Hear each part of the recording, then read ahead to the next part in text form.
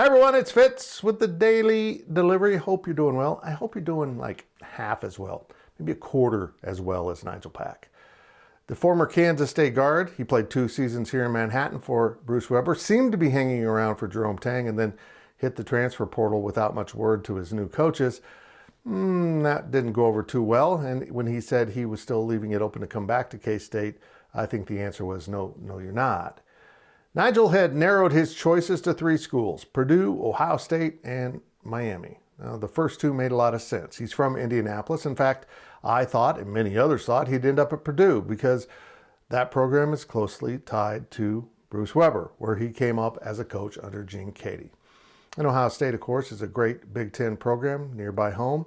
Pretty good choices. And then there was Miami. Maybe get a free trip down to Miami on an official visit. You know, that type of thing. Over the weekend, Nijel Pack picked Miami. And why did he pick Miami? It's not hard to figure it out. Simultaneous to his announcement that he was committing to Miami, a company named LifeWallet, which is based in Miami, announced that it was signing Nijel Pack to an NIL contract worth $400,000 a year for the 2 years remaining in his college eligibility. That's right, Nijel will make more than $30,000 a month playing basketball at the University of Miami. Now, this seems a little vague if you're the NCAA. You're really not supposed to be enticing players to a school with NIL money. That's supposed to still be a violation, but the NCAA right now is completely neutered and feckless. They don't seem to have any interest in doing anything related to the NIL. It's as if the courts ruled they must allow the NIL, and the NCAA is throwing up its hands and saying, have at it, you can do what you want, it's a free world. It's going to get ugly, it's going to be a mess, and I think a lot of people are correct in saying college athletics will never be the same after the NIL. But I don't blame players like Nijel Pack for the problem.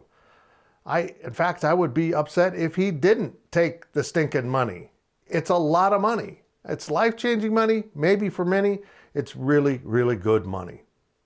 My question here, though, is what's this do to the locker room? What's going to happen in that locker room? Miami went to the Elite 8, and you're a player coming back on Miami, and now this guy from Kansas State rolls in with a sweet jump shot, but holes in his game, like a little bit too slow on defense, not a true point guard.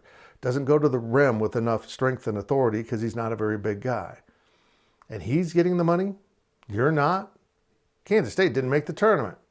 This will be really interesting. This is going to be a good case study to watch what happens to Miami basketball now that Nijel Pack is making big bucks and some of his teammates will make $0. Stay tuned, but I'm happy for Nijel. Yeah, you didn't get to go home. You got to go to Money Town in Miami.